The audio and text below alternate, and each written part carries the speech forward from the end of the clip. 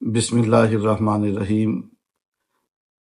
عید الفطر آ رہی ہے اور عید الفطر کے بعد شوال کے 6 روزے رکھنا مستحب ہے، اور حدیث پاک میں اس کی بہت زیادہ فضیلت آئی ہے۔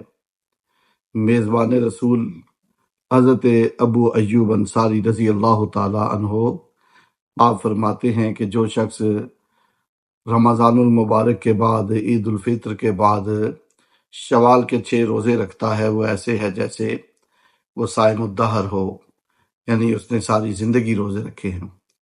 اور ایک حدیث پاک میں آتا ہے کہ جو شخص شوال کے 6 روزے رکھے اور رمضان المبارک کے بھی روزے رکھے، اس کو پورے سال روزے رکھنے کا ثواب ملتا ہے۔ علماء فرماتے ہیں کہ اللہ رب العزت کا ایک قانون ہے، اللہ رب العزت کی ایک عطا ہے، اللہ رب العزت کا امت محمدیہ پر ایک فضل ہے کہ وہ ایک نیکی کرے اسے 10 گنا اللہ تعالیٰ اجر عطا فرماتا ہے۔ اس طرح جب وہ ایک مہینے کے روزے رکھتا ہے تو اللہ رب العزت رمضان کے ایک مہینے کے روزوں کی برکت سے اسے 10 مہینوں کے روزوں کا ثواب عطا فرماتے ہیں۔ اور جب وہ شوال کے 6 روزے رکھتا ہے تو ان 6 کو 10 سے اگر ضرب دیں تو یہ 60 بنتے ہیں، یعنی یہ 2 مہینوں کے روزوں کے برابر ہو جاتے ہیں۔ یعنی جب بندہ 6 روزے شوال کے رکھے اور رمضان المبارک کے روزے رکھے تو اسے پورا سال روزے رکھنے کا اللہ رب العزت ثواب عطا فرماتے ہیں۔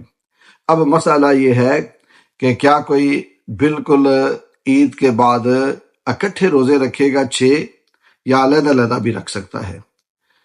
اس کا جواب یہ ہے کہ اگر کوئی شخص اکٹھے 6 رکھنا چاہے عید الفطر کے بعد تو وہ اکٹھے بھی رکھ سکتا ہے۔ اگر ایک دن چھوڑ کے رکھنا چاہے ایک روزہ وہ بھی رکھ سکتا ہے، 2 دن چھوڑ کے رکھنا چاہے رکھ سکتا ہے، اور اگر پورے مہینے میں 6 روزے جو ہیں ان کی گنتی مکمل کر لے تو یہ بھی جائز ہے، اس میں بھی کوئی عرض نہیں، پورے مہینے میں بھی 6 روزے رکھ سکتا ہے۔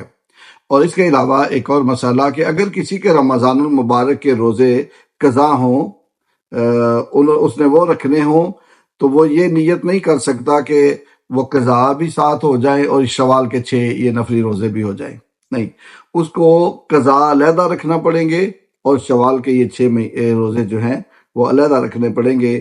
اللہ رب العزت ہمیں ان خوبصورت جو حضور کی سنتیں ہیں، حضور صلی اللہ علیہ وسلم نے جن کی جزائیں بیان کی ہیں، اللہ تعالیٰ ان پر عمل کی توفیق عطا فرمائے اور ان کو ہماری بخشش و مغفرت کا ذریعہ بنائے۔ آمین ثم آمین۔